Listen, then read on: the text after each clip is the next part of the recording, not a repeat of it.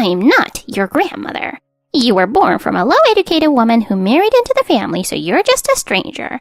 There's no way I'd get you a present. How shameless can you be? Here we go again. Obvious favoritism towards the other grandkids. The other grandkids gets gifts, but my daughter doesn't. Fine, if we're just strangers, then we'll be strangers from now on. Goodbye, Mother. I'm Mary Stamper, 35 years old. I got married at 28 and now live with my husband and our 5-year-old daughter, Lily. She's in kindergarten and has a blast playing in the mud every day. Her smile brightens my hectic days. But life hasn't always been this smooth. A lot happened up until recently. I grew up in a children's home since I was in junior high. My father passed away in a car accident when I was young and my mother raised me on her own. She worked so hard, but by the time I was in junior high, she passed away too. With no one else to rely on, I ended up in a children's home. There were younger children at the home, each dealing with their own family situations, so as one of the older kids, I naturally started looking after everyone. After graduating high school, I set out on my own. I lived alone in a cheap apartment and worked a clerical job. Going from a lively place to a quiet, solitary life felt lonely at times, but I got used to it. After a few months, I grew accustomed to the routine of my quiet job and life. One day, as I was passing by a wedding venue, I saw a bride and groom walking down the chapel stairs in a beautiful wedding dress. The sight filled my world with color. Up until then, I'd been living without any real purpose. But in that moment, I found a big dream. After that, I devoted myself entirely to chasing that dream. A few years later, I attended a wedding for one of my friends from the children's home where I met a man. That man is now my husband, Ken Stamper. Are you a friend of the bride? Yes, we grew up together. How about you? I work with the groom. He's my junior at the company. That casual conversation blossomed into a connection. We started dating.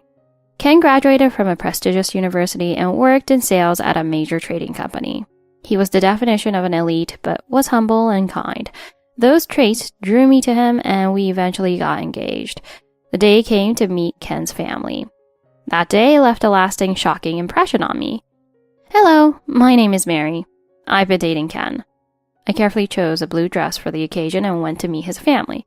Ken's father had passed away a few years ago, so his mother lived alone. Oh, so you're the one Ken chose.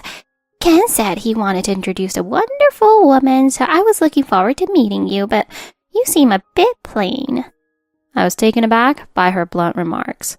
Mom, what are you saying? She's here to meet you, so of course she's dressed modestly. Ken quickly stepped in to support me, and I felt a bit relieved, but his mother didn't ease up. Which university did you attend? You know, in this world, jobs are determined by which college you go to. My son and his brother's wife went to the same university. In other words, we're an elite family. So what about you? She looked me over from head to toe, her eyes scrutinizing me. I couldn't afford to go to college. What? Don't tell me you only have a high school diploma. I couldn't lie. I didn't attend college, but I did graduate from a fashion design school. As I was explaining, she widened her eyes in disbelief. Ken, this woman didn't even go to college? Is she really okay for you? She looked at Ken as if accusing him. Mom, Mary is more capable than most college grads. Oh, what are you saying? In this world, your worth is determined by where you graduated from. You're only working at a top company because you graduated from a well-known university. Speaking of which, what do Mary's parents do? My parents passed away. My father died when I was little, and my mother passed away when I was in junior high. Oh, so what happened after that? Did you have relatives who took care of you? No, I grew up in a children's home. What? A children's home? So that's why you're so lowly educated. Her disdainful attitude toward me was evident. Ken, you need to reconsider. A girl raised in a children's home can't possibly be a decent person. Mom, calm down. Her upbringing has nothing to do with who she is now. Mary has worked hard on her own to make it this far. Oh, really? Then what kind of job does this low-educated person do? I graduated from a fashion school and now work in the clothing industry. Oh, in retail, like those people who say, welcome to customers? That's a job for part-timers or temp workers. I see, so you're doing low-level work because you only have a high school diploma. Actually, I design and create clothing, not just sell it. Oh, so you're working in a factory. That's even lower class work.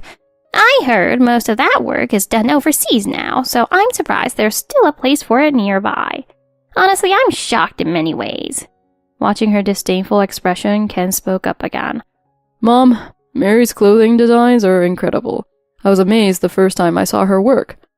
Sure, I suppose if someone can do something you can't, it's impressive. Especially since Ken was always bad at home economics and could never use a sewing machine. I smiled to myself because Ken had always respected my work. But still, I thought he'd find someone more accomplished. He brought home a lowly educated girl working at a factory. Excuse me, Mother, Don't call me Mother so casually.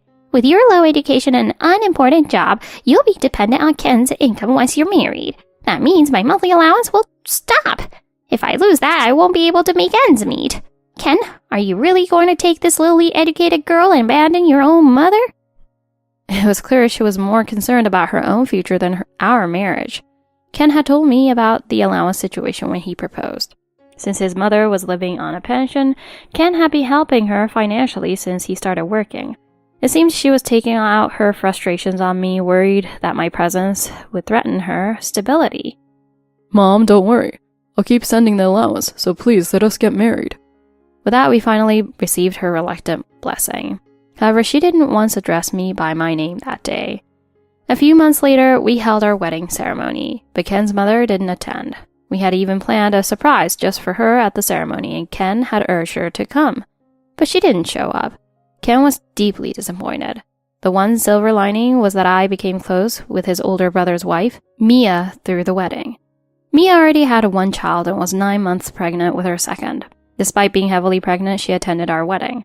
I arranged with the venue staff to serve her only soft drinks, and I made sure she had blankets to keep warm. Mary, you're so thoughtful. Today's ceremony was lovely and you have such great taste. I feel like we're going to get along wonderfully. After my difficult interactions with my mother-in-law, I'd been unsure if I'd fit into Ken's family. But thanks to Mia, I felt a bit more hopeful. A month later, Mia safely gave birth to her second child. I visited her in the hospital to congratulate her, and there I unexpectedly ran into Emily. Oh, hello, Emily. Oh, look who's here. To think you managed to hold a wedding even without me there. She immediately started with the sarcasm. Now, Emily, she's here to celebrate the baby. Here, would you like to hold the baby? She handed the baby to our mother-in-law, who softened instantly and fell silent. I silently thanked Mia. And so, despite our marriage, my relationship with my mother-in-law remained strained. Then, after the wedding, I discovered I was pregnant, and the following year, I gave birth to our daughter, Lily. However, unlike when Mia had her baby, my mother-in-law didn't come to meet Lily.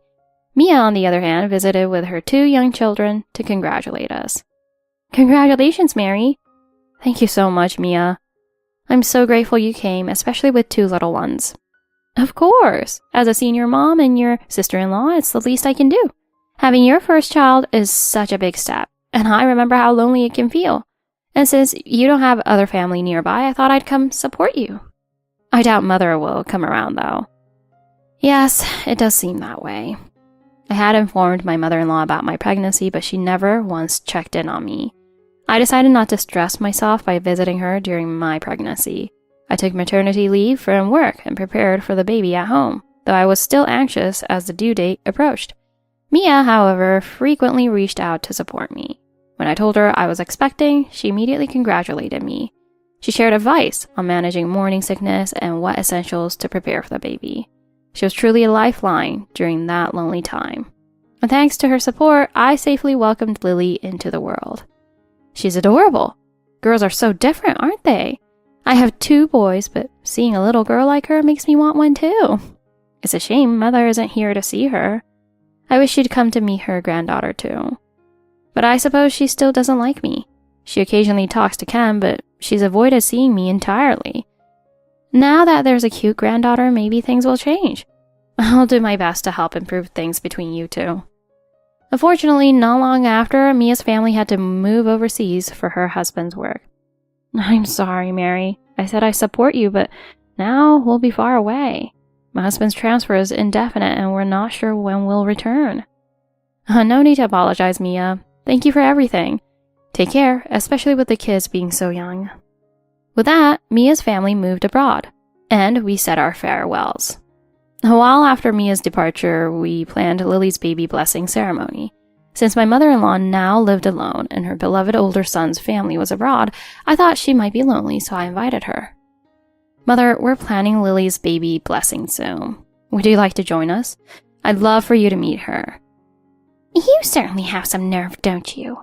You're just looking for a handout from me, aren't you? I can read right through your low-level thinking. Excuse me? Ever since you married into the family, you've been all about the money. You've ruined Ken, making him as greedy as you. You're nothing but a burden on our family.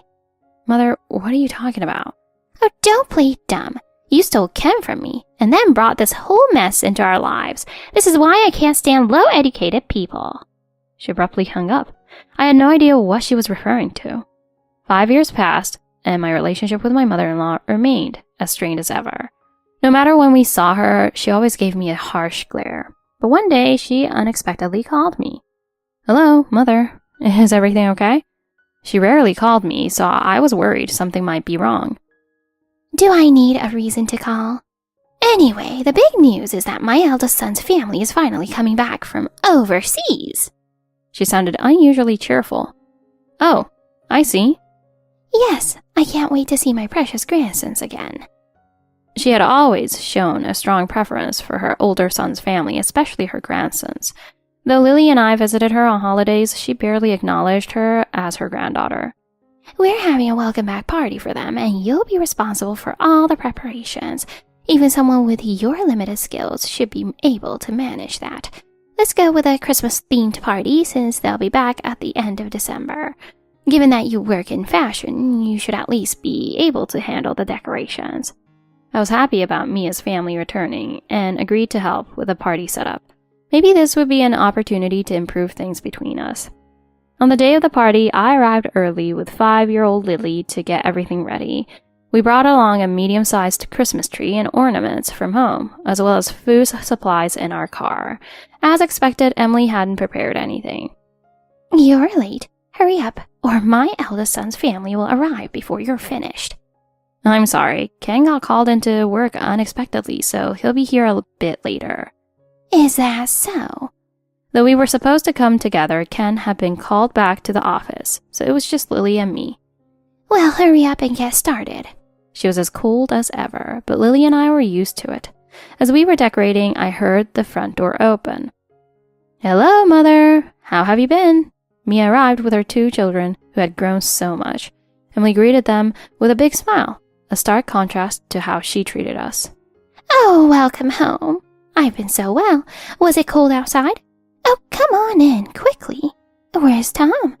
Oh, sorry. Tom has to go greet his office colleagues after being away, so he'll join us later. Oh, what a shame.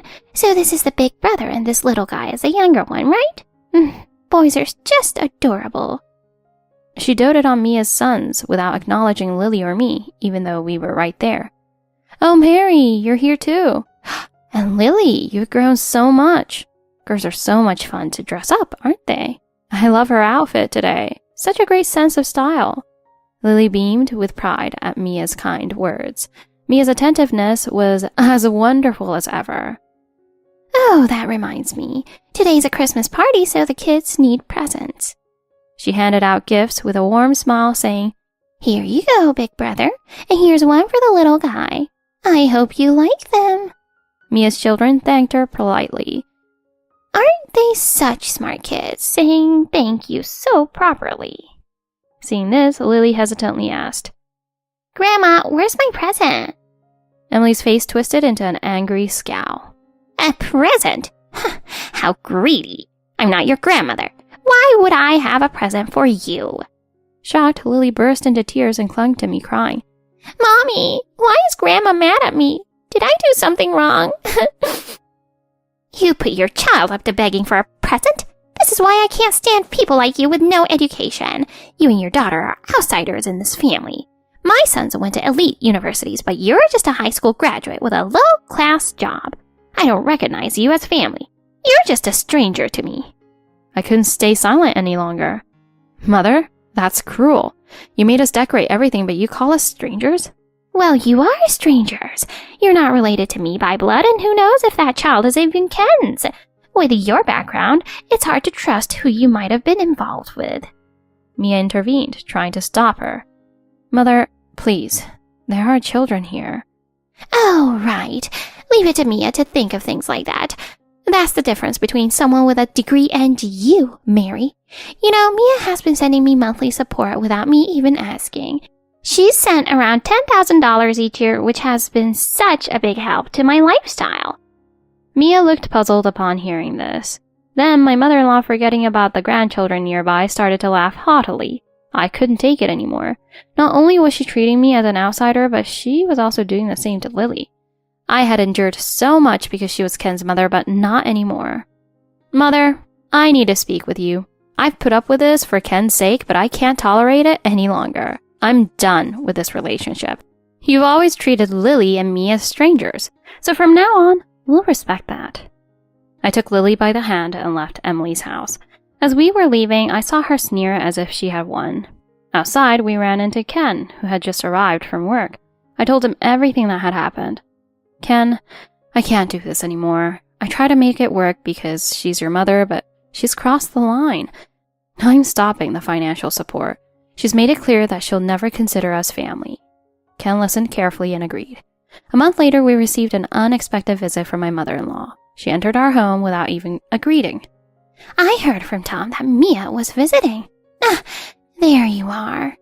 She didn't even look at me or Lily, focusing only on Mia. It turned out Mia was visiting after returning from overseas and was spending time with her kids at our house. Mother, what brings you here? Emily completely ignored me, focusing on Mia with an insincere smile. Mia, don't you think you've forgotten something this month? Huh? I'm not sure what you mean, Mother. Oh, come on, the support money, of course. I know you've been busy since coming back, so I understand if it slipped your mind. Mia looked utterly confused. Mother, I have no idea what you're talking about. Oh, don't play dumb. I know you're considerate because Mary here is a bit sensitive about money matters, but there's no need to be modest. I just want to know when I can expect this month's support. Mother, I've never sent you any support money. What? Emily froze in shock. You've never sent me money? Not even once? No, Mother. I've never provided you with any financial support. She was speechless, her mind clearly reeling from this new information. Mother, why did you think I was the one sending you money? We're a single-income family, and we don't have that kind of money to spare. But the money was always transferred with the name Mary Stamper on it. Mia took a closer look at the bank passbook Emily handed her. Mother, look carefully at the name. It says Mary Stamper, not Mia Stamper. Mary? You mean... She turned slowly to face me, looking at me as if seeing me for the first time. Mary? So all this time, you were the one providing the financial support? The arrogance she had displayed moments ago vanished entirely, and she looked genuinely shocked. Yes, Mother. When we got married, you said that financial support was a condition of your approval. So I continued sending it every month. Now that you mention it, I did say something like that. But I thought the name on the account used to be Ken's, and then it changed. Yes, when we bought our home, Ken took on a loan, so I took over the support. We even discussed this with you back then. Oh. She seemed to process all this slowly, realizing she had misjudged the entire situation. But how can this be? You're just a high school graduate working a simple job, aren't you? Weren't you working in a factory? No, Mother, I'm not a factory worker. I design wedding dresses. Despite my multiple attempts to explain my work, she had dismissed me every time. You're saying that you have a stable income even without a degree? Ken stepped in, growing tired of her constant disregard for my work. Mom, it's about time you stopped looking down on Mary. She's not only skilled, but also successful as a bridal designer. Designer? You mean she designs clothes? Yes. Mary specializes in custom-made wedding dresses and is recognized in the industry. She looked at me in disbelief. Ken then handed her a bridal magazine. Take a look here. You'll see some of her dresses featured in this magazine, along with her name as a designer. In the recent years, I had earned a solid reputation, and several of my designs have been highlighted in bridal magazines. A high school graduate's name in a magazine? Impossible! She stumbled back, looking defeated as she sat on the floor. Mother, didn't you know Mary's work? She's known as one of the top 5 designers in the industry. Her work was even showcased at our wedding. And then why didn't you tell me? I tried many times, Mother. But every time I tried, you dismissed me. I even wore my own design at our wedding to show you, but you didn't attend. I planned to reveal my work to her in a meaningful way, but she hadn't come to see it. She seemed lost in thought, muttering to herself. Mary, you're a respected designer? And then why did the financial support stop this month?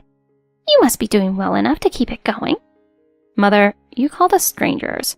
If you see us that way, then it's only fair that I stop the support. Strangers don't support each other financially. But I have plans with my friends this month. Without the support, I won't have enough to enjoy my life. Ken stepped in again. Mom, Mary wasn't sending you money to fund your social life. She was fulfilling the condition you imposed. But you treated her and Lily as outsiders, despite her generosity.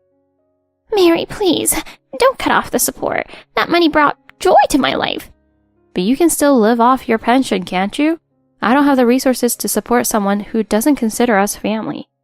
She let out a desperate wail. Mary, please. You're still family to me. All that happened was a misunderstanding. Please continue the support. She looked at me with a smile I'd never seen before, a false, pleading smile. But I couldn't overlook how her misunderstandings had hurt both me and Lily deeply. I'm sorry, but that's not a little misunderstanding. Lily was hurt by it, and so was I. Ken and I have decided that it's best to cut ties with you. Emily turned to Ken, pleading with him. Ken, please, don't cut ties with me. I have no one but you and Tom. But, Mom, you hurt the people who are most important to me. I've appreciated everything you did for me, but I can't stay with someone who disregards my family. Have you ever apologized to Mary? I'm sorry, Mary. Tears streamed down her face as she begged for forgiveness. Ken looked at her conflicted. But without the support, I'll be left with only my pension. I'll lose my social life and be alone. Ken looked at her, shaking his head. If that's what matters to you more than family, then I have nothing more to say. After that, we officially cut ties with my mother-in-law. However, we continued to maintain a good relationship with Mia's family. Despite this, Mia also struggled with my mother-in-law's constant demands. Since I had stopped the financial support, my mother-in-law turned to Mia's family asking for help. Mia, I'd love to go out with my friends this month, but I'm a bit short on cash. Could you possibly send me a little bit of support? These kinds of requests became a regular occurrence, and Mia confided in me about the challenges. Although Mia's husband had a good job, they had their own financial responsibilities, including raising 2 young children and paying off a mortgage and car loan. They couldn't afford to support my mother-in-law's social life. Eventually, Mia's husband, Tom, had enough of the constant demands. Mom, if you keep asking us for money every month, we're going to have to reconsider our relationship. After that, she finally became less insistent with Mia's family. Though Mia hadn't completely cut ties with her, their relationship grew more distant. A few months later, I ran into Emily at a local supermarket in the evening. Ken had gone to pick up Lily, so I was alone. Work had been hectic lately with an increase in overseas orders, and I often traveled abroad for business. I stopped by the supermarket to pick up some ready-made dishes for dinner, hoping to save time. I was surprised to see my mother-in-law, who hadn't visited this store before.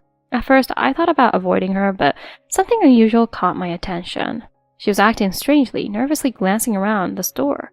To my shock, I saw her slip some discounted items directly into her handbag. Emily. She spun around, startled. Oh, Mary. This isn't what it looks like. I accidentally put it in my bag, thinking I'd put it in the cart. She hurriedly returned the item to the shelf and left the store.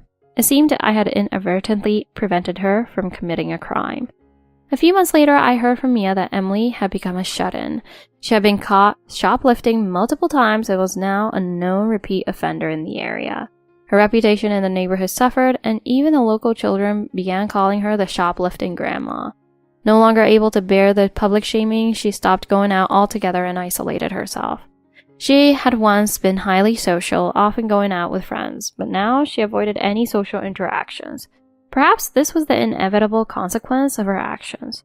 Years later, my work as a bridal designer gained global recognition. I became widely known after a famous artist wore one of my designs for their wedding. My career took me around the world, and I often traveled for business. One day, Lily looked at me with admiration and said, "Mom, you're amazing. When I get married, will you make my wedding dress?" Hearing that made me feel so proud and motivated. Although Lily's wedding is still a long way off, I promised myself to keep working hard until that day comes.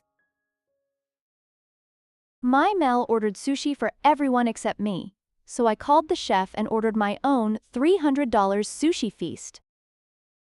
How shameless of you, wanting sushi as a daughter-in-law. Non-family members pay for themselves. If you want it so badly, go order it yourself. A loud bang echoed through the quiet New Year's room as my mother-in-law struck the table.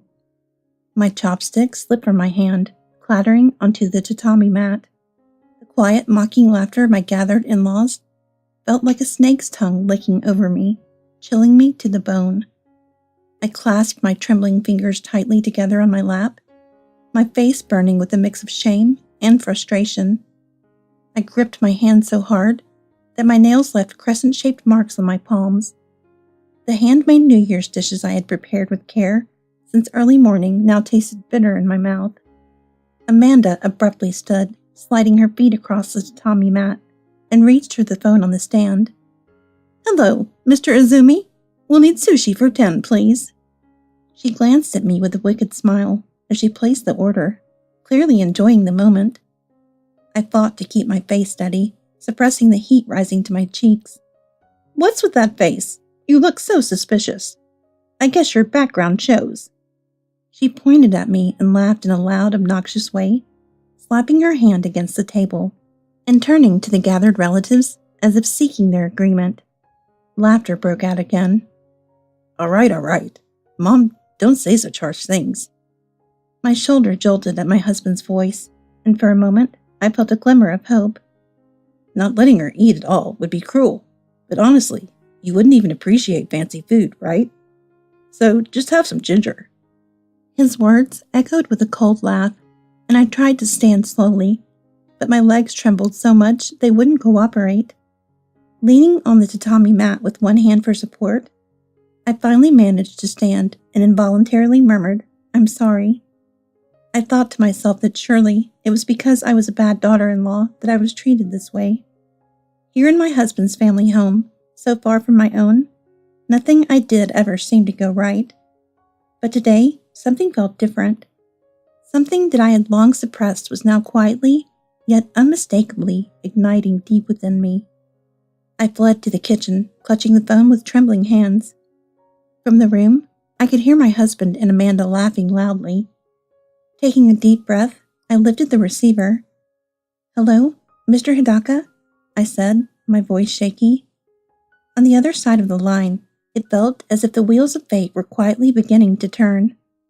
"My name is Lily James, 28 years old, a part-time working housewife living with my husband Paul. We've been married for a few years, but we don't have children yet. Our life was generally peaceful, though I couldn't ignore the occasional comments from others about our lack of children.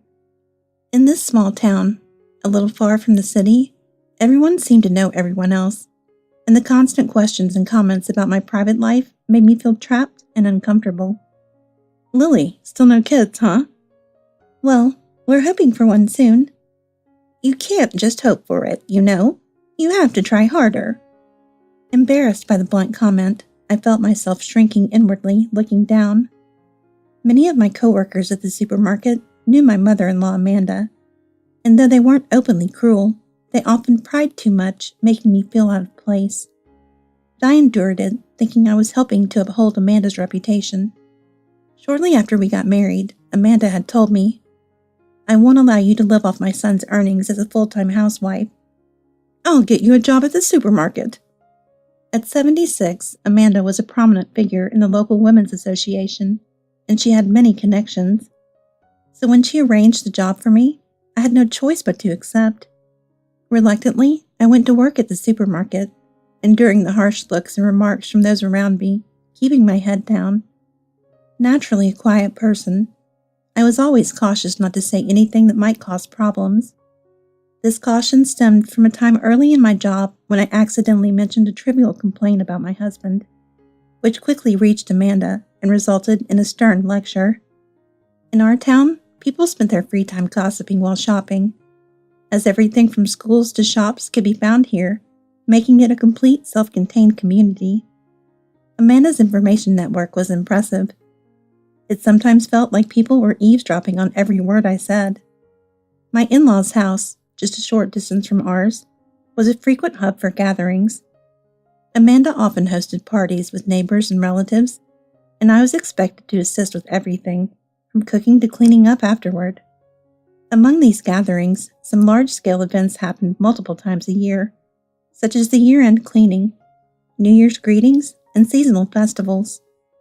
For these occasions, I would often order sushi from a well-regarded sushi shop in town, as it was difficult to prepare everything alone. The owner, Kazuo Hidaka, was my childhood friend and had known me since we were kids. His sushi restaurant was famous in town, attracting local community leaders. My husband Paul was the youngest son in his family, born after a long gap with two much older sisters. During a casual conversation before marriage, he had joked about feeling like he had 3 mothers, given the age gap. My own family was a traditional large family. I was the youngest of 3 siblings, with 2 older brothers. My parents cherished me deeply, especially my father, who doted on me. My father ran a fruit and vegetable shop, now managed by my oldest brother, and I always treasured my family deeply, hoping to bring the same dedication to my new family after marriage. However, that hope was dashed when I first met my husband's parents. From the beginning, Amanda eyed me with suspicion. "Your family runs a business, don't they, Lily? Honestly, the James family holds a much higher status." I was stunned by her outdated attitude. Even my husband seemed surprised, and he quickly tried to brush it off. "Mom, what are you saying? We're just a regular family now. Dad doesn't work anymore, and I have an ordinary job." My husband's family, once influential, had lost most of their land and status, and now my husband worked a regular job to support his parents. My father-in-law, Brian, now 79, had barely worked and relied heavily on my husband's earnings since he graduated high school. My husband's words caused a brief, awkward silence, during which my father-in-law finally spoke up. "Regardless, it's a good thing Paul's getting married. My old age and our family's future are secure." "But dear, are you sure you're fine with this, letting a woman of questionable background into our family? Our family runs a business after all. What matters is that we can have a peaceful retirement. Such worries are minor." I felt a pang of discomfort at my father-in-law's words, sensing that he saw me only as someone to help support their family. Although I tried my best to fit in and earn their approval, Amanda looked down on me, constantly reminding me of my family's lowly background. "Living off other people's money, that's what your family does, right? That's why you lack refinement." Over time, her words chipped away at my self-worth, and eventually, I began feeling ashamed of my own upbringing. I tried harder and harder to please her, hoping for approval, but instead, her disdain only grew. My mother-in-law often spoke of her own hardships and claimed she endured far worse from her mother-in-law, using this as justification for treating me poorly. Watching her, even my husband began to believe her words, eventually telling me that if I just tried harder, she might finally accept me. "Maybe you just need to put in more effort, Lily. Mom's bound to accept you if you try harder to be a good daughter-in-law." I started blaming myself, thinking that if I just worked harder, things would change. But the more I did, the more her demands escalated. Soon, cleaning before weekly family gatherings became routine, regardless of how I felt. This year's end was particularly grueling, as I felt sick with a 38-degree fever, but was still expected to finish the year-end cleaning without complaint. Wanting their approval, I didn't voice any objections and worked tirelessly despite my fever. Even my cooking was constantly criticized by Amanda, but I continued preparing meals, including my husband's lunch with care. The one bright spot in my week was Mr. Hidaka's occasional phone calls, where he'd ask how I was doing. His kind concern was my only source of comfort. Finally, the biggest gathering of the year, the New Year's celebration, arrived. In my in-laws' family, the New Year brought a constant flow of visitors, leaving me with no time to rest. Since our marriage, I hadn't been able to return home for New Year's even once. My parents and brothers worried about me, but I had resigned myself to this tradition. Unlike me, my husband's sister Rachel returned home freely during New Year's. And as the family gathered around the table that day, Amanda made an announcement. "Since my daughters are here today, let's splurge and order for Mr. Hidaka's sushi shop." My husband and his sisters perked up, looking delighted. "Yes, Hidaka's sushi is delicious. This is such a treat, Mom." "Yes, it's New Year's after all. We'll go all out." Amanda began counting the guests and placed the order. However, as always, I noticed she deliberately left one person out, me.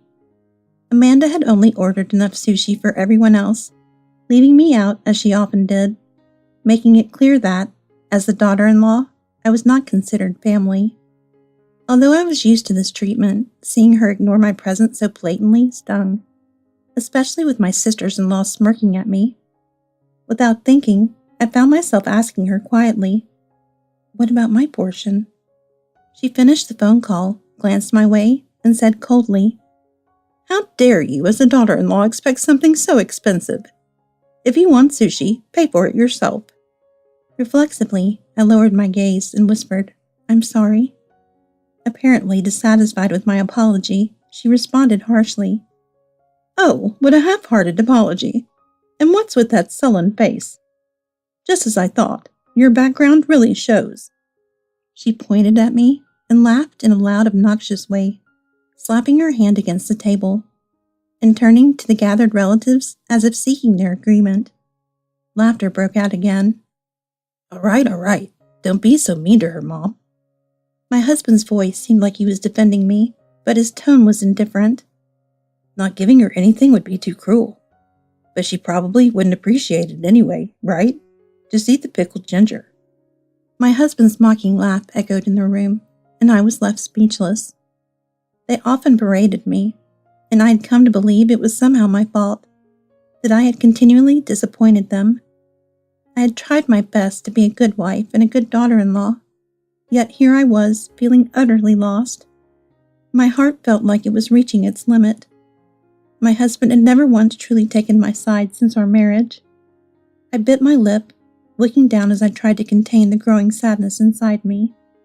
Though he had once seemed to cherish me, he now constantly sided with Amanda, gradually becoming just like her. All along, I had convinced myself that it was my failure as a daughter-in-law that led to this situation. But this New Year's Day, something shifted within me. A sense of defiance I hadn't known was there began to surface.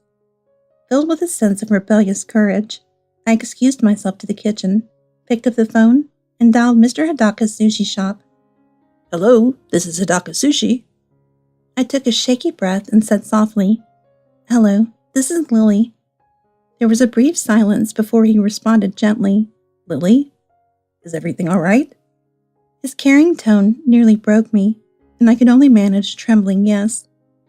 Understanding without needing further explanation, he replied with a calm and reassuring, "Got it."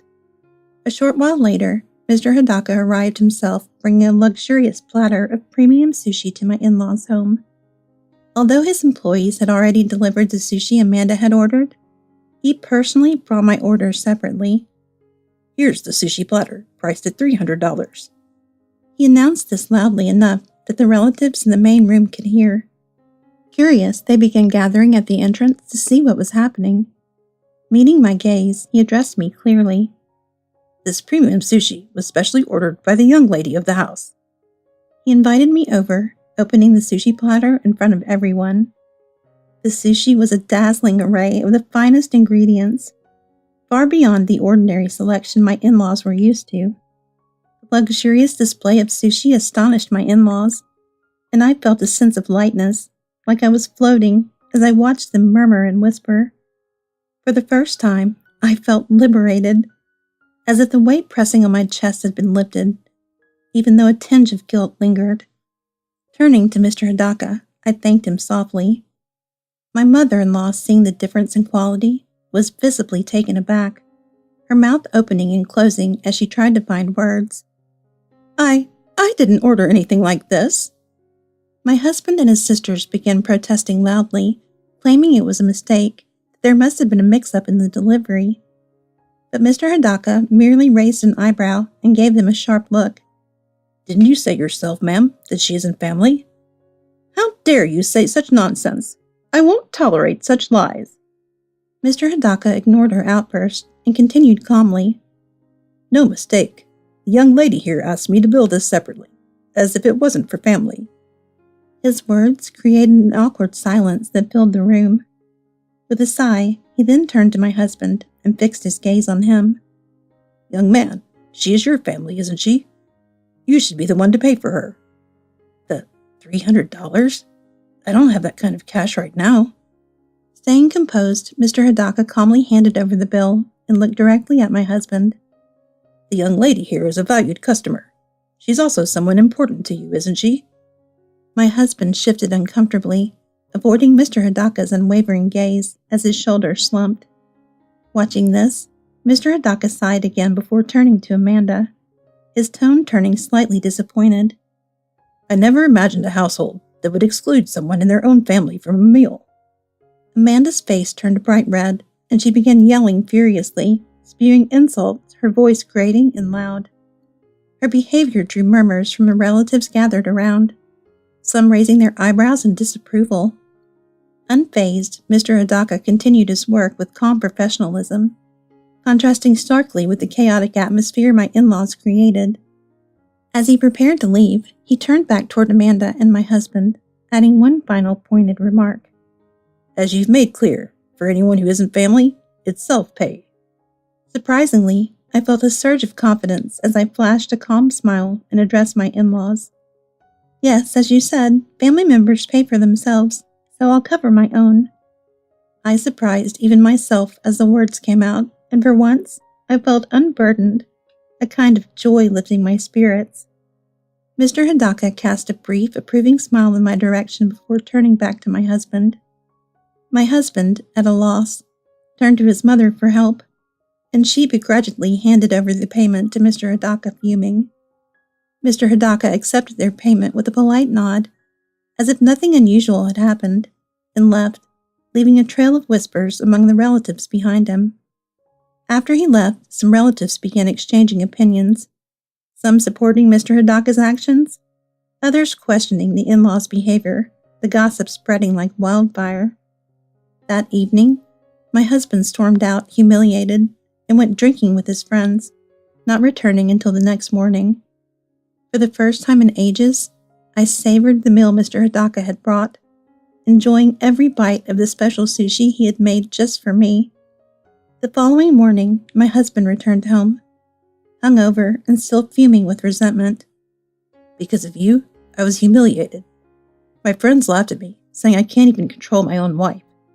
Mom's furious too, saying it's my job to discipline you. In our town, traditional views about marriage were still deeply ingrained. Even younger people like my husband's friends held outdated beliefs about gender roles. He glared at me with bloodshot eyes, demanding I repay the money for the sushi he had covered on my behalf. I shook my head firmly, refusing his demand. For the first time, I had defied both him and Amanda. It was a choice I had made for myself to reclaim my dignity, and I couldn't go back now. My husband's anger flared, and he stopped speaking to me entirely. A wall of cold silence between us. Things only got worse after that. Amanda began spreading rumors in the neighborhood, calling me a terrible daughter-in-law who selfishly ordered luxury sushi with my husband's money. She's an awful wife, taking advantage of my son's hard-earned money. I knew it was a mistake letting a merchant's daughter into our family. Her friends and acquaintances, many of whom worked at the supermarket with me, began treating me with open disdain. At work, colleagues ignored me, blamed me for accidents I had nothing to do with, and assigned me the most undesirable tasks. Whenever I worked the register, Amanda's acquaintances would come through the line, making complaints and insulting me. Why do they even let someone so incompetent work here? They should just fire you. I once approached my manager for help, hoping for support, but he brushed me off coldly. I've heard complaints about your poor work attitude. If you're causing problems, maybe it's best you take a break from work. Shocked, I tried to respond, but he continued, dismissing me before I could explain. Honestly, you're more trouble than you're worth. We'll consider your future here at the next contract renewal. With a heavy heart, I left the store that day, feeling utterly defeated. Just one phone call, one moment of rebellion had cost me my job. As days passed, I stopped going to work altogether, burdened by regret. My husband's silent treatment continued, and my in-laws' hostility only grew worse. One morning, as I took out the trash, a neighbor, the wife of the town council leader, approached me with a glare. Don't you dare put your garbage here. It was decided in the council meeting that problem families can't use the town's trash collection. Wait, please, I haven't. Excuses again. No apology. Your mother-in-law was right. You're a disgrace. She left fuming, and I was left standing there in shock, overwhelmed by the sheer hostility. As I returned inside, wondering what to do, my husband walked out without a word, avoiding even a glance in my direction. I'm going to my parents' house for a while. I don't want to see your face. Then please, let me go back to my family's home. He shot me a look of contempt, his eyes blazing with anger. Ha, so you can spread lies to your family? If you cause any more trouble, I'll sue you for slander. Frightened by his rage, I sank to the floor as he smirked down at me. My husband looked down at me sneering and added one more painful remark. Just like Mom said, your family spoiled you. They didn't raise you right. My heart sank further, feeling utterly powerless. But before I could respond, I heard footsteps approaching from outside. A familiar female voice spoke gently from the doorway. Excuse me, is everything all right here? I thought I heard something. I looked up slowly and saw the council leader's wife, the same woman who had scolded me about the trash earlier, standing there with her husband, the town council leader. My husband, startled by their unexpected visit, looked uncomfortable, but the council leader's wife quickly began to speak. I came here to apologize to you, Lily. I misunderstood and acted hastily. She approached me, helping me to my feet and gently dabbing at the tears on my face. The council leader then turned to my husband, his expression serious. I heard from Mr. Hidaka about how you've been treating your wife. It's unacceptable. What? That's not true. Another voice joined in, cutting through the tension. It was Mr. Hidaka, who had quietly entered the doorway behind the council leader. I've seen your actions, Paul. Your words and behavior have spoken for themselves. Mr. Hidaka's presence surprised me, and sensing my confusion, he gave me a calm, reassuring smile. Lily, your father called me earlier, worried about you. He asked me to check on things. Relieved, I listened as Mr. Hidaka turned back to address my husband, his tone firm. Paul, it's already known around town how you and your family have treated Lily. Indeed. I also know about the way your family mistreated her, and the rumors your mother spread about her family. It was widely known that Amanda had suffered under her own mother-in-law, and she frequently mentioned it to justify her own treatment of me. To think I believed her, but I can see now that she's chosen to pass down the same treatment she endured. Hearing this, my husband looked down, ashamed, as the reality of the situation began to sink in. But Mr. Hidaka wasn't finished. He addressed my husband firmly. Paul, I even heard that your parents insulted Lily's family business and her upbringing. Is this true? As someone who ran a small business myself, I find that utterly unacceptable. The council leader's face hardened, and I could see he felt personally offended by their disparaging remarks.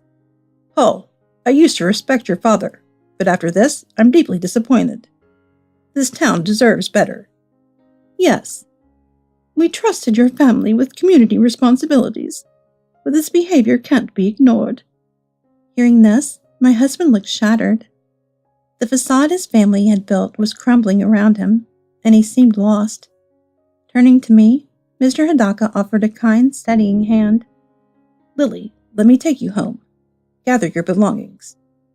Thank you, Mr. Hidaka. Or rather, Uncle Hidaka. I lowered my head in gratitude before hurrying to pack my things. As I left the house, the council leader and his wife bid farewell, heading home as I climbed into Mr. Hidaka's car. The ride back to my parents' home was peaceful, and Mr. Hidaka reassured me quietly as we drove. You deserve to live your life freely, Lily. Don't let anyone take that from you. His words gave me the final push I needed to decide. I would divorce my husband and move forward. On that drive, I thought back over everything. My years of self-sacrifice, constantly worrying about how I appeared to others, and realizing how trapped I had felt in this town. After attending a university in the city and briefly experiencing life outside, I had returned to this town hoping for stability. But in the end, I had rushed into marriage with my high school senior, trying to escape a vague sense of unease and guilt. And that fear and guilt had kept me bound, unable to stand up for myself until now. In reality, both my father and Mr. Hidaka had been quietly worried for me all along, and they had finally stepped in to help me find my way out of this situation. As I sat in Mr. Hidaka's car, I thought of everything I'd been through, and for the first time, I felt myself truly letting go of the pain. A few tears escaped, but soon a feeling of peace began to fill my heart, as though I were shedding the heavy chains that had bound me. In the following weeks, words of my departure spread through the town. My in-laws' reputation quickly declined as the council and local women's association members turned their backs on them. Brian was stripped of his title as head of the elderly association, and Amanda was expelled from the women's group. Their influence and social standing were completely lost, and they became isolated within the community. My husband's workplace also caught wind of the situation. His supervisor warned him that such treatment of family members could tarnish the company's image. He was eventually transferred to a less desirable position within the company. Our divorce went through without much resistance. With nowhere left to turn, my husband and in-laws seemed to have lost the will to fight. Shortly after, they quietly moved to a nearby town, leaving behind the place they once considered their home. I later heard from Mr. Hidaka that my former husband had visited his sushi shop alone the night before they moved. He had spoken quietly, admitting I was too bound by my parents' control and ended up losing someone important to me. Looking back, Lily was a good wife. Mr. Hidaka had listened patiently, then responded in a calm voice. Sometimes, Paul, change requires letting go of good things we thought we needed. But often, by the time we realize that, it's too late. Hearing about my ex-husband's regret, I felt a twinge of sadness. But deep down, I knew this was the right path. As difficult as it was, letting go and reclaiming my own life had brought me a sense of liberation. Back home, I began a new chapter, slowly rebuilding my life. Mr. Hidaka offered me a part-time job helping at his sushi shop on weekends, and I gladly accepted. My parents and brothers supported me wholeheartedly, and gradually, with their love and encouragement, I started to regain my strength and happiness. One weekend, some former coworkers from the supermarket visited Mr. Hidaka's shop to eat. Seeing me there, happily working, they looked at me with a mixture of awe and perhaps even envy. I'm sorry for everything, Lily. We didn't treat you well. Watching them bow and apologize, I wondered how they felt, seeing me thriving in a new environment. Time passed, and one day, Mr. Hidaka turned to me with a thoughtful expression. Lily, you have a special touch. Have you ever thought about opening your own place someday? I felt myself blush, smiling at his suggestion. Thank you. I'd love to help people with my cooking one day. Mr. Hidaka gave me a proud look, his eyes squinting warmly. A while later, something unexpected happened. My former sisters-in-law came to Mr. Hidaka's shop, and they too apologized to me. We were wrong, Lily. We only followed Mother's lead, not realizing the hurt we caused. I hope we can make things right. They admitted that they had been reprimanded by their own families, finally realizing how they had blindly followed their mother's behavior. With this new perspective, they each seemed to find the courage to take a stand with their own marriages. My former sisters-in-law shared that they were planning to leave town with their families, realizing they needed to change their lives as well. After seeing what happened, I know I need to speak up more in my own marriage. I've been letting things slide, but I realize now that's not right. They told me that since then, the other women in the family had started voicing their thoughts more openly to their husbands, creating a shift in family dynamics.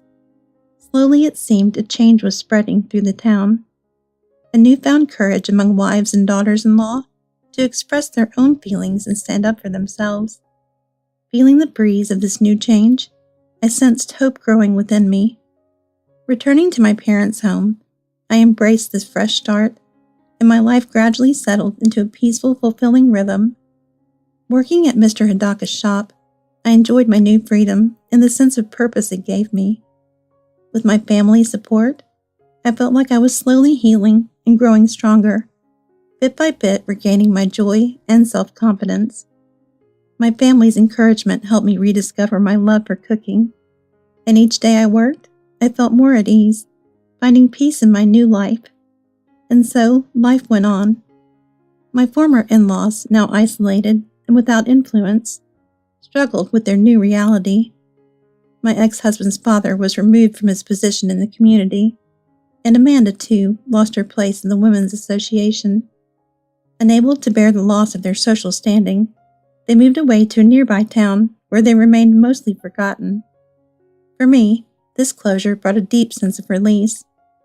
With each passing day, I was grateful to be surrounded by love and support, and I found myself blossoming anew. I came to understand that being true to oneself, having the courage to stand up for one's word, and seeking genuine kindness were far more valuable than the approval of others. Over time, I even began to dream of someday opening my own small place where I could share my cooking and warmth with others. And although the journey had been difficult, I learned that the courage to walk away and reclaim my life had given me something precious, my own sense of self and the strength to build a brighter future.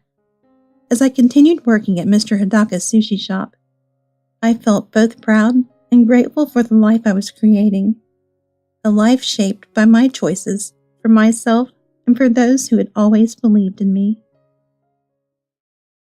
Overhearing my daughter-in-law's secret plan on a call with her mom, I immediately involved the police. I noticed something strange about my son's wife, and especially her mother, Nancy. It really struck me on my son, Ken, and daughter-in-law, Nancy's wedding day. She suddenly tried to close the distance between us, but then would make odd, inconsistent remarks. She frequently asked about my plans and routines. What could she be thinking? Nancy even suggested that we live together. I figured if she disliked me, she wouldn't ask for that, so maybe she was just a little off with the boundaries and simply wanted to become family. I felt that rejecting her outright would be a waste of her effort, so I began living with my son and his wife. Ken was thrilled about it, so I agreed, even though I couldn't understand his wife's real intentions. One day, I came home without them noticing. I saw Nancy video chatting with her mother in the living room. So, tomorrow morning is fine, just leave it to me. Okay, let's hope it starts working soon. Hearing this, I felt chills run down my spine, and I quietly stepped back to the entrance. Then I hurried to the police station. My name is Irene James, and I just turned 60. While I'm grateful for reaching this age in good health, I sometimes feel a bit lonely without a partner to share this with. My husband passed away 20 years ago while he was at work.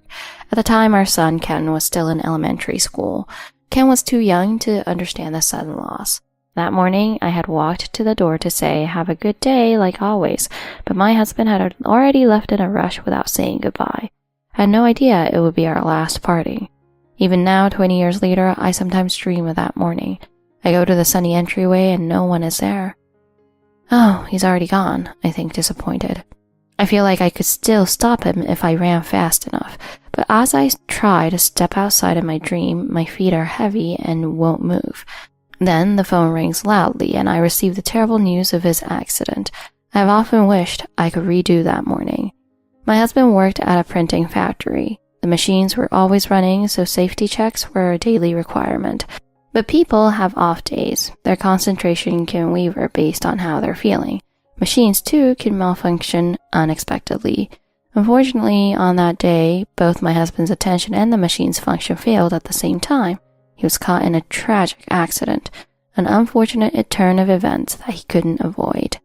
When an accident or illness happens while someone is on the job, it's classified as a work-related accident or workers' compensation. I was able to receive compensation from the company due to a lack of sufficient safety protocols. The company admitted they'd failed in their responsibility to provide a safe work environment, so we filed a claim. My husband's colleague had also made an operational error, so the company was held responsible for that as well. They had a duty to train employees and ensure safe working conditions. The workers' compensation alone wouldn't have been enough. In a way, I think fighting for compensation helped me cope with my grief. I received cruel anonymous letters calling me greedy for pursuing the money. Some letters even labeled me a money-hungry widow. I always figured these messages came from people connected to the company, but nothing could be worse than losing my husband, so I continued forward, knowing I had a right to this compensation. The funds weren't just for me. They were for the son my husband left behind. With the compensation along with a wrongful death settlement, I was able to provide for my son's future. We received one of the highest settlements possible, partly because Ken was still so young.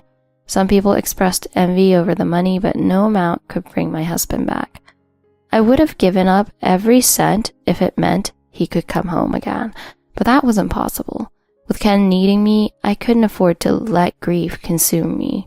I returned to full-time work and relied on the funds for daily stability. Ken grew up strong and healthy. Sometimes he'd wistfully ask, "Mom, could I ever have a brother or sister?" Those moments hurt the most. I did all I could to ensure that Ken had a life free from want. When Ken finally reached adulthood, I felt a deep sense of relief. I had made it my mission to raise Ken well in his father's absence, and I'd stayed healthy for him. Ken had grown into a kind, compassionate man.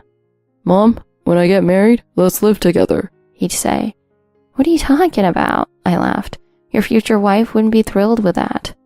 I was happy, but didn't take him seriously. But Ken insisted, saying he'd choose someone who wouldn't mind. "Well, if you live nearby, I'd be happy," I told him. "But we don't need to live together. I can take care of myself for now." "If it makes you happy, that's good enough for me," he replied with a smile that would make his father proud. I hoped he'd turn that kindness toward his future partner someday. As it turned out, Ken did meet someone special sooner than I expected. Just 2 years into his job, he introduced me to the woman he hoped to marry. Her name was Sarah, and Ken said he wanted me to get to know her well. He explained that marriage was still in the future, but he wanted me to meet her early. Ken, you really love your mom, don't you? I wondered if my close relationship with Ken might be intimidating. Sarah seemed sweet, and I was relieved to see Ken happy. Sarah then shared something about her own background that made me pause. Actually, my mother raised me alone too. She explained that her father had abandoned the family after an affair. Ken added that he felt an instant connection with Sarah because of their similar upbringings. My mom is a bit lonely, so if we become family, I hope we can all be close. Though I was surprised at her forwardness, Ken looked thrilled, and I couldn't help but feel happy for him. Ken was so dedicated to making things work, and I could tell he was already planning a future with her. By the time Ken turned 29, he and Sarah were ready to get married. At the wedding, I met Sarah's mother, Nancy, for the first time. She was about my age, but carried herself with an odd, unsettling charm. Nancy seemed strangely seductive for someone our age. What truly surprised me, though, was that not a single relative from Sarah's side attended the wedding. My parents eloped, so our family wasn't exactly thrilled. But wasn't your father so in love with your mother? I asked. Yes, but he still ended up leaving us, she replied with a laugh. Elopement in itself wasn't all that shocking, but I wondered why it had caused such a rift. I thought perhaps Nancy's husband had been particularly scandalous, or that she had gone against family expectations. As I was lost in thought, Nancy approached me with a large bottle of wine in hand. Nice to meet you, Jane. Thank you for everything you've done for my daughter. She walked toward me gracefully with a mysterious smile and placed her hand lightly on my shoulder. It's so nice to finally meet another single mom. Her words were strange and intimate, and I felt uneasy.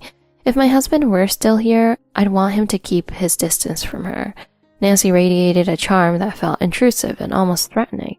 Sitting beside me, she poured and sipped wine while chatting as we were old friends. My husband left for another woman too, she said, as though we were simply sharing stories. I explained that my husband had passed away due to a workplace accident. Nancy's eyes widened with interest. So, was it workman's compensation? Yes, I replied, then tried to change the subject, feeling uncomfortable. But Nancy pressed on. Come on, tell me more. Her insistence felt odd, and I tried to pull away. Why would someone be so invested in a stranger's loss? It felt intrusive, and I wondered if it was simply morbid curiosity. Nancy continued sharing details about her past with surprising candor. My husband was so in love with me that he ran away with me, but after marriage, he left me in debt. After the divorce, I had to support Sarah alone. I even dated wealthy men just to get by. She seemed to be implying that since I shared my story, I owed her a full account. I didn't want to tell her anymore, especially not about losing my husband. I couldn't just laugh about something so personal, especially with someone I just met. Later, once the wedding was over and life settled, I brought up Nancy with Ken over the phone. Sarah's mom, Nancy, she has an unusual energy. Ken laughed knowingly, sensing my discomfort. That's one way to put it. I know what you mean, Mom. Nancy's got a bit of a nightlife vibe, if you know what I mean. I chuckled at Ken's apt description, as it perfectly captured Nancy's aura. I've heard from Sarah that her mom's had several relationships with rich men. Well, I know how tough it is to raise a child alone, so I don't judge her for that. I understood the difficulties of single parenting, and in a way, it made sense for her to seek financial stability. Ken continued. Nancy's personality made it hard for her to settle down. When I visited her house, there were designer bags all over. Guess she's had a lot of gifts. I felt a pang of admiration, but also curiosity. Wow, she's really lived life on her terms. You're kind of like that too, Mom. You're always calm and comforting. I'd often heard that calming is a polite word for people without enough interesting traits to compliment. Still, I appreciated Ken's insight and dropped the subject, though something still didn't sit right. A short time later, Ken asked again about living together, surprising me with his persistence. I'm still serious about living together one day, Mom. I told you, as long as I'm able to live independently, there's no need. I wondered why he was so insistent. Although I was happy he wanted to be close, I wasn't sure that living together was a good idea. I thought about the challenges of blending households, especially with Sarah's personality and her mother's presence. I was about to reiterate my stance when Ken spoke up again. It's not just me, Mom. Sarah actually wants you to live with us too. Sarah? She wants me there? Yes. She says she's always wanted a big, close family, so she's excited to have you with us. This didn't make sense to me. Why would Sarah want her mother-in-law moving in instead of her own mother? I decided I needed to talk to Sarah directly to understand her intentions. That weekend, Ken and Sarah visited, and Sarah seemed prepared for a discussion. The truth is, I grew up missing that big family feeling. Ken and I both did, actually. She explained that she wanted to create a close-knit family-like atmosphere to make up for her childhood. If you lived with us, it would help me feel that family bond I've always wanted. Ken nodded in agreement, saying he understood the appeal of a big family. I could see that Sarah was sincere, and it softened my resolve. I thought about it and realized that Sarah's family-oriented dreams were very genuine. All right, I'll move in with you both, but let's agree it's a trial period, and if things get too stressful, we'll consider other options. They both accepted my conditions with enthusiasm. I felt fulfilled as a mother, seeing their happiness, unaware of the darker reasons behind Sarah's eagerness. For a while after moving in, I enjoyed a cozy, lively household. It was the first time since losing my husband that I had felt this warmth. Sarah was attentive, always ready with a warm drink of a quiet kindness, and Ken was delighted to have us all together. However, one day I felt increasingly sick. I had to leave work early with stomach issues and fatigue that only seemed to worsen. I thought back to what I'd eaten or drunk recently, trying to make sense of it. Then I remembered that every drink Sarah had made me, coffee, tea, even water, had left me feeling strange. At first I dismissed it, consuming it was my own health taking a turn. But one night, I noticed a faint, strange smell coming from the hot water Sarah had poured for me. It was subtle, almost medicinal, like a herbal supplement. Sarah watched me closely as I took a cautious sip, and my heart raced. Her presence suddenly felt intrusive, like she was monitoring my reaction. My body stiffened, and I put down the drink, saying I'd take it to bed. Once in my room, I tried to stay calm, but a strong sense of dread came over me. My stomach churned as I sat alone, clutching the cup. Why was Sarah's behavior, which seemed so caring, suddenly make me feel so uneasy? I couldn't shake the feeling that something was off. The next day, I left work early again, feeling too weak to continue. As I got home, I was startled to hear Sarah speaking on the phone in the living room. Mom, I've been trying to mask the taste, but she's starting to notice. I froze. Sarah's words were chilling. Mask the taste? Notice what? Peeking around the corner, I saw her on a video call with Nancy. Don't worry, just be patient. She'll be too weak to ask questions soon. My blood ran cold. Was this really happening? I backed away quietly, my heart pounding, then hurried to the front door and left without making a sound. I went straight to the police, trying to stay calm as I explained what I'd overheard. They listened, though I could see the skepticism in their faces. Ma'am, are you saying Nancy is poisoning you? I know it sounds outlandish, but please. She mentioned masking the taste and weakening me. I fought back tears of frustration as they looked at me unconvinced. I was terrified, desperate for someone to believe me. Just as they were turning me away, an older officer walked over, looking curious. Ma'am, did you say Nancy was involved? Could you describe her? I described her, and his face hardened. Nancy's been involved in several scams. She's been investigated for financial fraud and deception in romantic relationships. A shiver ran down my spine as he explained. Nancy's known for manipulating people, especially if there's financial gain involved. This might be harder to prove, but if you suspect your drinks are tampered with, you could bring us a sample. Oh, thank you. I'll try. I went home, more determined than ever to find out what Sarah and Nancy were planning. That night, I pretended everything was fine, though my hands shook as I prepared dinner. Later, when Sarah brought me my usual evening tea, I discreetly poured it into a container. I hid the container in my bag, hoping to bring it to the police the next day. Sarah watched me, her eyes narrowed. How are you feeling? Still feeling tired? Just a little. I'm sure it'll pass. She gave a sly smile that sent a shiver down my spine. The next day, as soon as I could, I took this tea sample to the police station. The officer who had recognized Nancy accepted it, promising to look into it further. I felt a mix of relief and fear, knowing that I'd finally shared my suspicions. That night, Ken seemed concerned as I carefully broached the subject with him. Ken, have you noticed anything unusual about Sarah's behavior? What do you mean? I hesitated, not wanting to upset him. I think she might be hiding things from us. I don't want to believe it, but please, just stay cautious. Ken looked troubled, but nodded. I knew it would be hard for him to accept, but I felt he needed to be on guard, even if he couldn't know everything just yet. The following morning, I woke up to Sarah knocking on my bedroom door with a cheerful voice. Good morning. I made breakfast today. Come on, you should eat to keep your strength up. I was immediately suspicious. As I entered the kitchen, I saw a plate with what looked like scrambled eggs, toast, and a glass of orange juice. Sarah watched me as I sat down. I picked up the glass, but a faint smell, almost medicinal, wafted from it. Just as I was about to take a sip, Ken entered the room, looking unusually alert. Hey, I actually want to try some of that juice too. Oh, of course. Let me pour you a glass. She quickly took the glass from my hand and went to the kitchen to pour another one. Ken looked at me, his expression intense, as if he was aware of more than I'd realized. I didn't know if I could fully trust him, but I nodded subtly, acknowledging his presence. When Sarah returned with 2 glasses of juice, she handed one to me and one to Ken, who held it up, sniffing it casually before taking a sip. Tastes great. His tone was overly enthusiastic, almost performative, and Sarah's smile faltered. I took a small sip, then set the glass down, pretending to finish my food. As soon as I could, I slipped away to pour the juice into another container to take to the police. That afternoon, Ken approached me in private.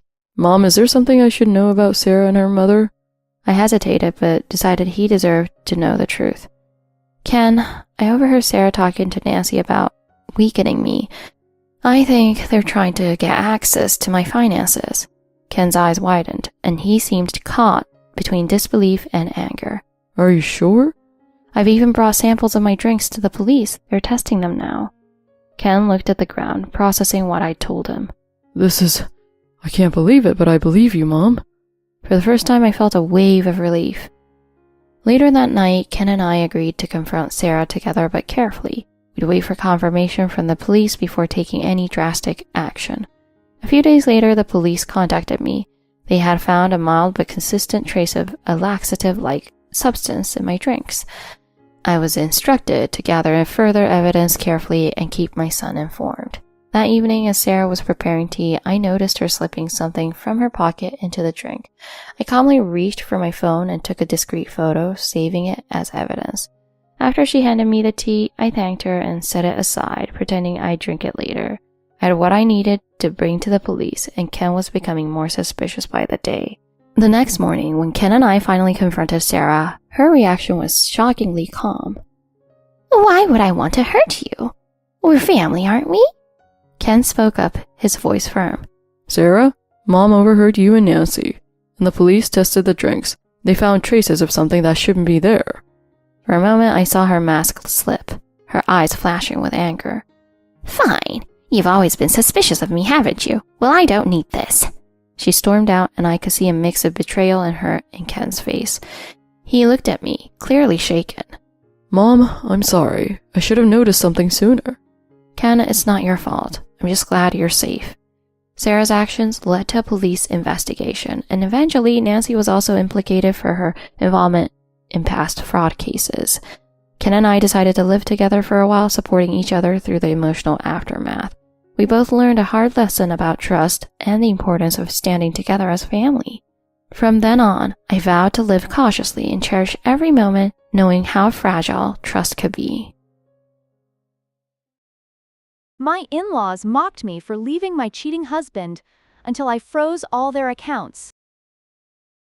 Don't act like you're worth something. If you disappear, Ryan will have more spending money. My anger reached its peak with my in-laws' heartless words. Despite enduring Ryan's intense womanizing and bad drinking habits, hearing such words from his parents was unbearably painful. I held back tears, packed my essentials, and left the house. Don't come back again. As I walked out with my mother-in-law's voice echoing behind me, I couldn't stop my tears, but I vowed in my heart that this wouldn't end here. I pulled out my phone and called the bank. Freeze all accounts in Ryan's name. My name is Ellie. I lost my parents when I was young and was raised by my grandmother. My grandfather had passed away before I was born, so I never met him. My grandmother spent my parents' and grandfather's inheritance entirely on my education. She even put me through high school. I always thought it would be my turn to care for her someday, but then she passed away. Without my beloved grandmother, I became utterly alone. Of course, I couldn't afford to go to college, but I wanted to do something meaningful. So I studied intensely and took the civil service exam. I passed and was able to join the police force as I had hoped. 5 years later, I met Ryan through a friend. He was 3 years older and worked at a small business run by a friend. He was fun to be around and supportive of my job. After a year of dating, I told him that I didn't have a family. I was worried he might feel pity for me, but he responded differently. Then maybe I'll become your family, Ellie. I let out a surprised, "What?" without understanding his intent, but Ryan was serious. I'll make sure you're happy, Ellie. He said this and pulled a ring out of his pocket. I couldn't hold back my tears and accepted his proposal crying. And that's how we got married. I thought we would begin a new life together as a married couple, but Ryan had other plans. Would you consider living with my parents? Ryan suggested that we live with his parents. Apparently, they wanted to live with us as a couple. My parents really like you, Ellie. If you're okay with it, I think it could be a good idea. He said this somewhat awkwardly, but I was thrilled. Of course, let's live together. Wait, are you sure? Ryan looked surprised, but I nodded with a smile. We quickly told his parents we would live with them. Having grown up with just my grandmother, it had always been my dream to live with a big family. I knew there would be conflicts, but I believed we'd have happier days together. That's why I was glad to accept the idea of living with them. However, reality turned out to be far from peaceful. Once we started living together, I was responsible for all the household chores. My father-in-law Brian was retired and my mother-in-law Heather was a homemaker, so they were home every day. But they showed no intention of helping with the housework. Ellie, there are dishes just sitting around. I'm sorry, but could you help a little? It's hard to manage everything on my own. Housework is the wife's duty. Just get on with it. She refused to compromise. I also asked Ryan to help with the chores. I'm busy too. Sorry, but can you handle it, Ellie? He said this with a half smile. Heather overheard and berated me. Another day, I asked Ryan to pick up something I forgot to buy after he got off work. Unfortunately, Heather found out about it. Ryan worked hard all day. How dare you ask him to do menial tasks? She scolded me, her face red with anger. When we got married, my in-laws seemed like different people. We're relieved to have someone like you as Ryan's wife. It must have been hard without family, right? They had said kind words like this when we first met, but now whenever I voiced my opinion, I'd be criticized. I wasn't allowed to ask for help or ease up on the responsibilities. Since then, I stopped expecting any help from Ryan or his parents. I pushed myself to cook, clean, and do laundry despite my busy work schedule. Yet my in-laws didn't appreciate my efforts. Why is a woman clinging to her job? You probably don't even make much money. He glared at me saying this. Quit your job and take care of the family. That's where a woman's happiness lies. She cut me off before I could respond. A wife should be dedicated to her husband and his family. Going out to work without fulfilling that responsibility is improper. Brian wouldn't even look at me. They interrupted me whenever I tried to share my thoughts. Even though I was managing all the housework, they seemed determined to criticize me as long as I kept working. This same attitude came out again when I asked Ryan to buy groceries. To my in-laws, Ryan was precious, while I seemed to be seen as merely a maid. Perhaps they resented that I worked and wasn't always home. The constant criticism left me feeling exhausted and drained by the time I'd finished my duties. My in-laws didn't know what kind of work I did. That was because of Ryan. Could you not tell my parents what you do for work? What? Why? To my surprise, Ryan had asked me to keep my job a secret from his parents. Confused, I questioned his reasoning. I run a small business. My parents already think I'm under enough pressure. If they knew what you really did, it would make me look bad. He said this with a sigh, looking defeated. Keeping my job a secret didn't sit right with me, but Ryan pushed further. If they found out you were more successful, they'd probably want you to quit. I couldn't help but gasp. Ryan's parents were old-fashioned, valuing men as the breadwinners. If they knew I earned more, they might not take it well. But I thought Ryan was overthinking it. Still, he was adamant, so I reluctantly agreed. Ryan told his parents I worked part-time at a factory. This led them to see me as an unambitious, mediocre woman who wasn't fulfilling her duties. A part-time worker like you shouldn't act so high and mighty. Brian scoffed, while Heather looked at me as if I were worthless. But I refused to quit my job. It was my purpose and meant everything to me. Despite their constant insults, I had no intention of giving it up. One day, Ryan came home late. Work's been busy lately. He looked tired, but from that day on, he started coming home around midnight. He also began staying out all day on weekends. At first, I assumed he was taking some time to relax from work, but over time, I began to feel suspicious. Lately, you've been coming home late and going out more often. Where are you going? It's work. Didn't I tell you things are busy? I've been working weekends too. When I pressed him, Ryan responded casually, without meeting my eyes. That only made me more suspicious. Are you hiding something from me? There's nothing to hide. Ryan looked slightly annoyed, giving me a brief look. I wanted clarity on the matter, but just then, Heather entered the room. She's unhappy because I'm coming home late, apparently. Who do you think you are to question him? Heather glared at me angrily, while Ryan looked relieved that she had interrupted. You sometimes work late at night, but I have no way of knowing if that's even true. My voice grew louder as I expressed my frustration, but Heather immediately cut me off. You're the one who's suspicious. Stop causing trouble over Ryan coming home late. I apologized as she yelled at me, and both of them left the room. I was left sitting there in shock, unable to move. Later, when I returned to our room, Ryan seemed apologetic. I'm sorry, Ellie. What do you want from me? Do you want me to quit my job like your parents keep saying? I asked him this, and he looked flustered. If you quit, I couldn't support everyone alone. His response surprised me, given that my income was significantly higher than his. Despite knowing this, he still insisted on keeping my job a secret from his parents. I questioned whether there was any benefit to this secrecy, but I couldn't voice it to him. At that time, I still believed in Ryan. The harassment from my in-laws only worsened after that. Ryan openly criticized me within earshot, finding fault in everything I did. He even complained about the meals I prepared, no matter how carefully I made them. Heather imposed strict restrictions on me. When I tried to bathe, she'd turn off the gas, claiming it was a waste. She'd even drain the bathtub before I could use it, forcing me to shower in cold water. Worried for my health, I began bathing at my workplace before coming home. But even that didn't stop their harassment. One day after coming home from work, I noticed my room's door was open. When I checked inside, my cosmetics and jewelry were missing. "Heather, did you enter my room?" I asked Heather right away. What are you accusing me of? She looked angry, denying it outright. Brian also acted innocent, but my room had clearly been rummaged through. In that case, it might have been an intruder. I'll report it to the police. When I calmly mentioned calling the police, both of them looked startled. Oh, that's ridiculous. Are you hiding something you don't want us to see? Brian even tried to snatch my phone from me. It was clear that they had invaded my room. From that day on, I installed a simple lock on my door. Putting a lock on your door? You must have something to hide. Heather complained, but I ignored her. As a result, they began monitoring me even more closely. Whenever I was in my room, they would listen in at the door, trying to catch any sounds. If I answered the phone, Heather would ask, Who are you talking to? Are you having an affair?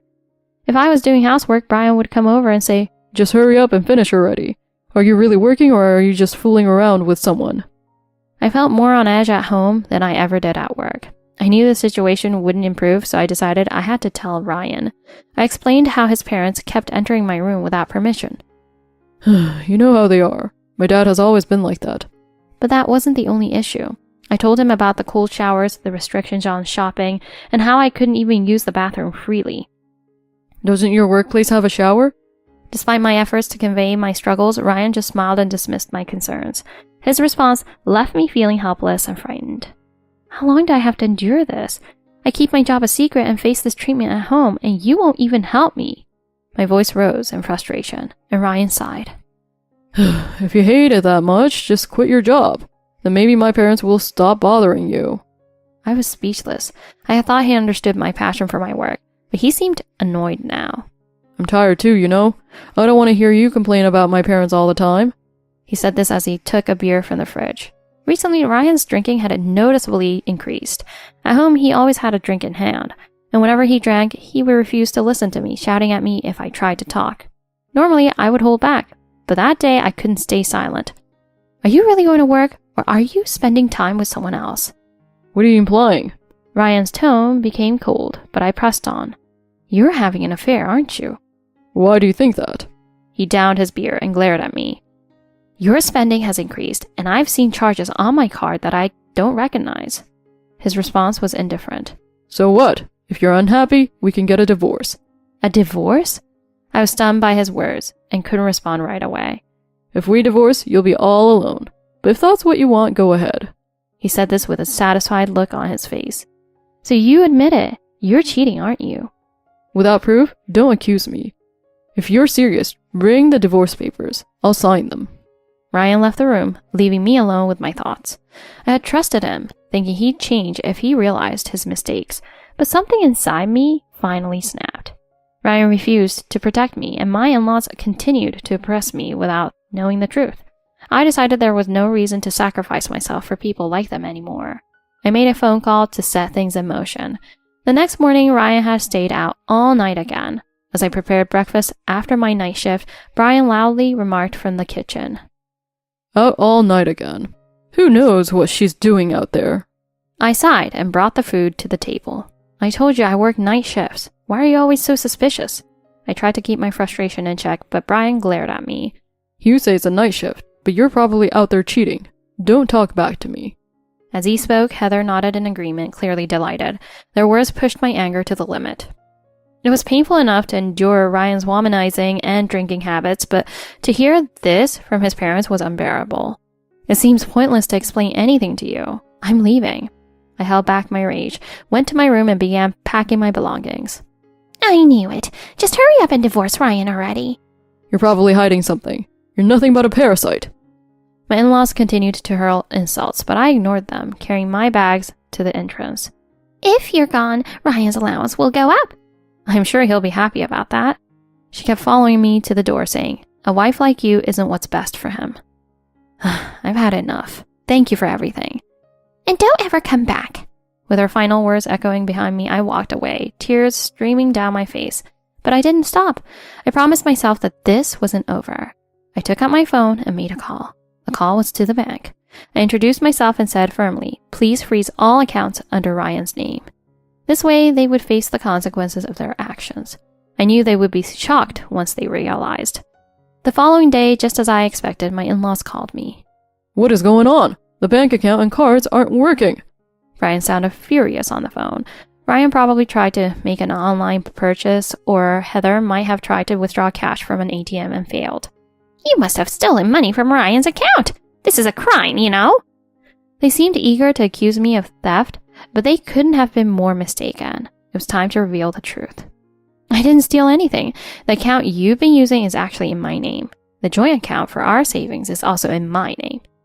Don't be ridiculous. A part-timer like you wouldn't have that kind of money. He laughed, but I held my ground. Check the credit cards in the drawer.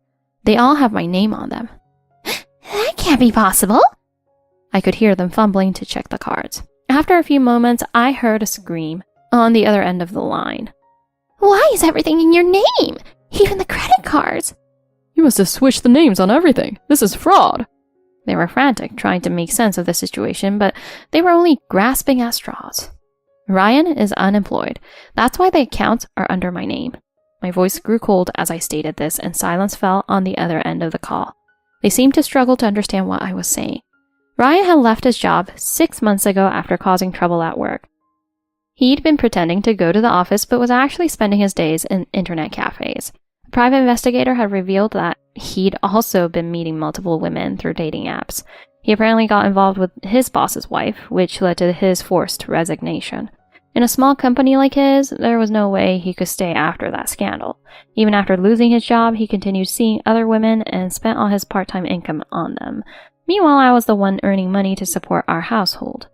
What nonsense are you talking about? A part-timer like you couldn't support this household. Brian scoffed, dismissing my words with a laugh. I'm a police officer. I said it plainly, finally revealing the truth. Ryan had asked me to keep it a secret, but I had nothing left to hide. My in-laws, who had constantly criticized me as useless and uneducated, were speechless. They were too shocked to respond, and I took the chance to continue. I couldn't tell you because Ryan asked me not to. I explained calmly that I had been working hard as a police officer to support the family. I also revealed that Ryan had manipulated the truth about my job to make himself look better. I told them I had continued to work and saved money for our future, while he secretly spent it on other women. So what if you're a police officer? We never asked for your help or depended on your earnings. Brian tried to brush it off with a scornful laugh. That's fine. You don't need to rely on me anymore because I won't be around. I answered firmly, without a trace of doubt. I then showed them documentation of all the harassment and mistreatment I'd endured from them. What is all this? Heather's eyes widened as she looked through the evidence. I had gathered proof of their constant intrusions, insults, and even instances where they rummaged through my belongings. I had set up a recording device in my room and a hidden camera, capturing them going through my things. I had audio recordings of them insulting and berating me, along with proof of their attempts to sabotage my daily life. You can't do anything with this. We're family, and family can't be charged with such things. He responded smugly, assuming he knew the law better than me. That's right. Family members can't be held accountable for things like this. Both of them seemed reassured, but I was unfazed. While criminal charges might not apply, I can still sue you for damages in a civil court. The two of them went silent at this. They hadn't considered the possibility of a civil suit. I stood up, gathering my belongings. I'll be going now. I turned my back on them, only to hear Brian calling out in desperation. Wait, this wasn't harassment. We just wanted you to understand our family values. Yes, Ellie, you're just being overly sensitive. Their pitiful excuses only fueled my anger. I turned back, speaking with a conviction I hadn't felt before. You never intended to make me feel welcome in this house. You constantly derided me, calling me useless and uneducated. I let all my frustrations spill out, watching as they recoiled in fear. After leaving my in-laws' house, I contacted a lawyer. In truth, I had already consulted with both a private investigator and a lawyer. When I arrived at the lawyer's office, I had Ryan summoned there. He arrived with a puzzled expression, looking around the office. I could smell the stench of alcohol on him. He'd clearly been drinking all night. His mood seemed unusually cheerful, which made me suspect he had been with another woman. You've been cheating on me, haven't you? Not just with one woman, but several. Ryan sneered, not even attempting to deny it. So what? Got a problem with that? So you admit it. You even lost your job because of one of your affairs, didn't you? He looked briefly irritated, but then shrugged.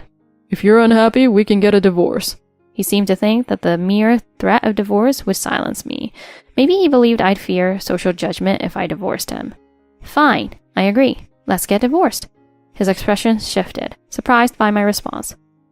Well, whatever. You'll regret it, though. I thought police officers had a sense of responsibility. Guess you weren't responsible as a wife. His words were intended to make me feel guilty, but I was unfazed. I pulled out the divorce papers and placed them in front of him. Go ahead, sign them. Fine, but I'll be fine without you. I'll just find someone else. He laughed as he picked up a pen, completely oblivious to what he'd lose. I wonder what those women see in you. My voice was calm, almost conversational. He paused, glaring at me. What are you implying? They're drawn to the lifestyle funded by my money, not you. He looked at me confused. You've been using our joint savings, haven't you? That money is gone now, so your little fun won't last. What do you mean, gone? He looked genuinely baffled, as though he couldn't understand my words. Once we're divorced, you won't have access to my accounts or savings anymore. You'll have to depend on your parents. What? His face turned pale, and he began to tremble slightly. The reality of the situation seemed to finally hit him. I'm sorry, Ellie. Please don't go through with the divorce. I need you. He realized he'd lose his financial support and begged for me to reconsider, but it was too late. I promise I'll change. My parents won't bother you anymore. His desperate pleas were almost comical after everything he'd put me through. I couldn't help but smile, amused by his predictable words. It was as if he'd forgotten all the disdain he and his parents had shown me, now that his own position was at risk. I realized he was only interested in my money, not in me. What you really need is access to my money, isn't it? Supporting your parents and maintaining your lifestyle on a part-time job won't be easy. I said this with a smile, and his face contorted in frustration. Also, since your cheating is a cause for the divorce, I'll be asking for alimony. If you refuse, I'll contact all the women you've been seeing. Contact them? What do you mean? He murmured, avoiding eye contact. I have enough evidence to demand compensation from each of them. I already know who they are and have their contact details. I smiled as I laid the evidence photos in front of him. His eyes widened in shock as he looked over the photos. I could see him finally comprehending the severity of his situation.